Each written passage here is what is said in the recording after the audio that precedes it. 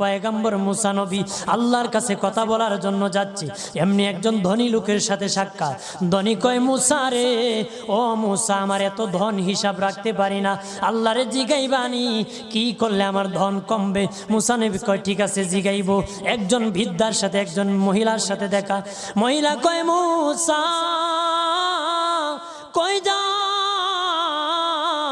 কই যাও রে মুসা? মুসা নবী কয়, তোর পাহাড়ে যাব, আল্লাহর সাথে কথা বল।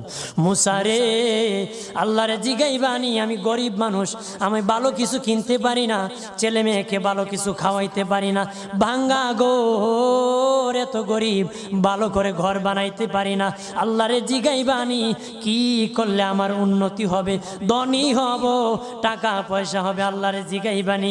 আল্লাহ মুসা নবী কয়, ঠিক আছে, আল্লাহরে জিগাইব, তুমি কেমনে ধনী হইবা? আল্লাহ নবী মুসা নবী তিন রাস্তার মোড়ে যা দেখে একটা লোক বসে আছে, তার দুই হাত নাই, দুই পা নাই, দুই হাত নাই, দুই পা নাই।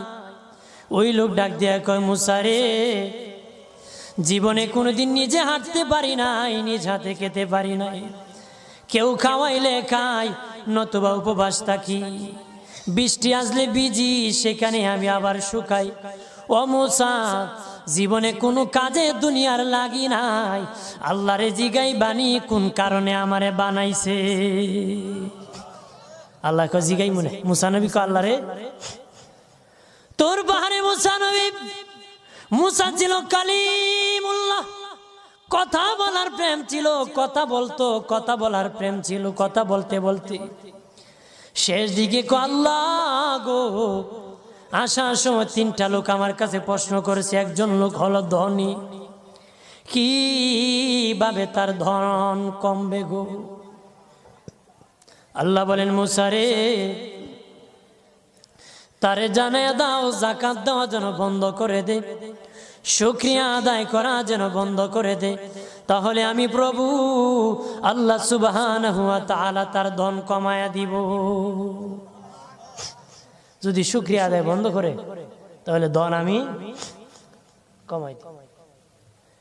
এরপরে মুসা নবী বলে, ও মালিক, আল্লাহ একজন মহিলা বলেছে তার গরিব মানুষ, গরিবী হালত যায় না, যত ইনকাম করে, তার একটা ভাঙ্গা ঘর, ভালো ঘর বানাইতে পারে না গো। ও প্রভু, কি করলে তার ঘর উন্নতি হবে, তার অবনতি